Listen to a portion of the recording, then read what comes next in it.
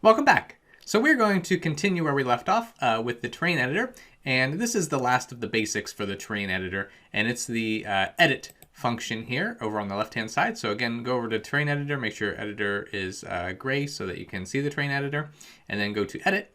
And then now we can continue to mold this map the way we want it. And remember, you can change anything at any time. And of course, to undo something, you want to press Control Z, and that will undo your last item. So a good idea is to go up to File right now and to save your game. So make sure that you have it published. If you don't have it published, go ahead and press Publish. If you already have it published, just go ahead. You can just press Publish and it will publish it again. So, and that's a good way to make sure that you have the progress saved that you want to have saved. And so you can easily go back to any parts of the game to change if needed. So again, we're on the terrain editor on the Edit tab. Okay, so the first one you'll see here is Add.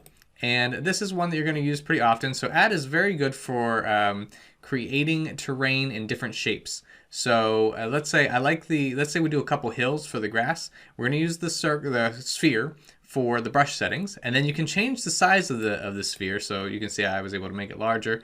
I don't want to make the hills that large, so let's do something like maybe 8.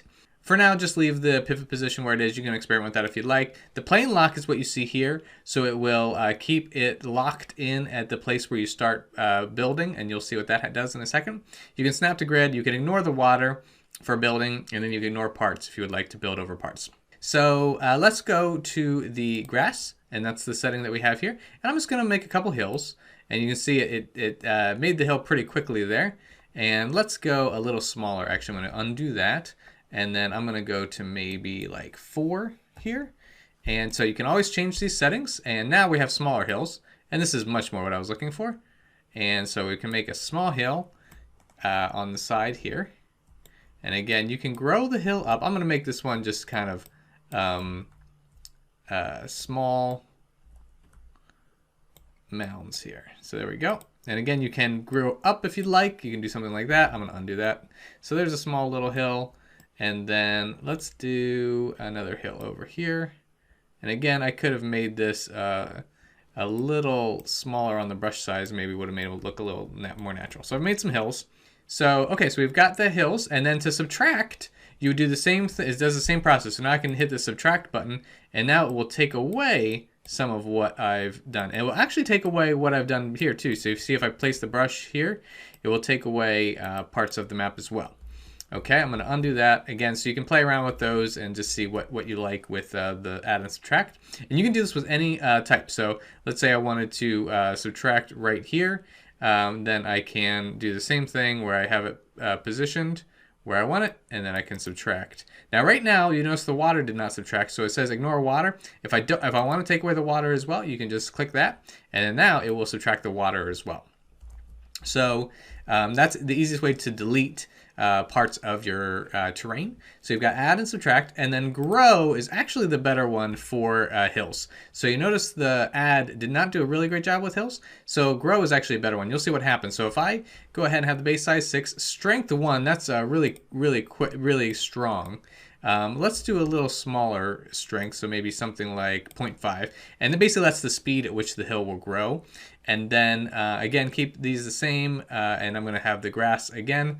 Actually, let's use ground for this one. With grow, you kind of click and hold, and it'll grow the different parts of the map. And this is a much better way to do hills. So we did a little bit of a hill here, and to kind of finesse it out, you do the grow, and that will really help the hills look a lot better than what they were looking like.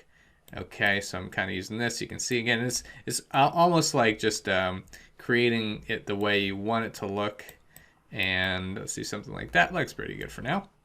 Okay, and you can do this with every kind of terrain. So again, if I want to grow the concrete, I can grow, oops, I still have it on dirt. So if I wanted to grow the concrete, I just press concrete on the bottom left, and then I can grow concrete. So it would look something like that. And then erode is the opposite of grow. So now it's going to kind of go slowly down. This is the way you can delete also. And you notice the strength is really high, so that's why it went really fast.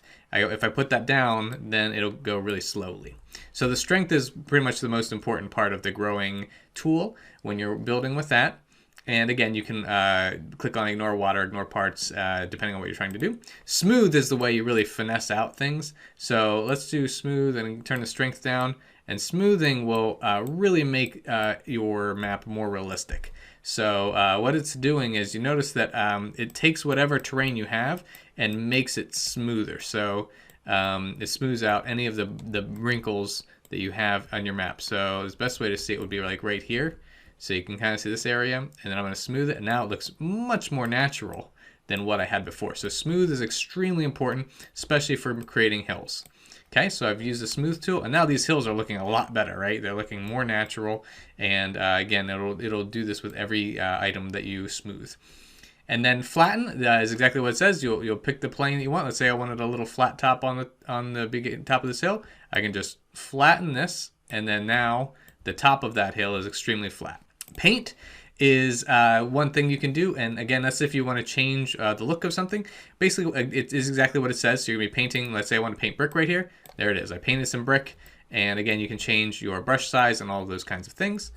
Okay, so the next one is sea level, and right now we're not going to have to worry about sea level too much. We'll see if we get into this in the future lessons. And then replace, again, is similar. We're just going to replace certain materials, either with a box or a brush with a different material down there. So, but the main ones are the ones we went over: add, subtract, grow, and erode, smooth, flatten, and then paint.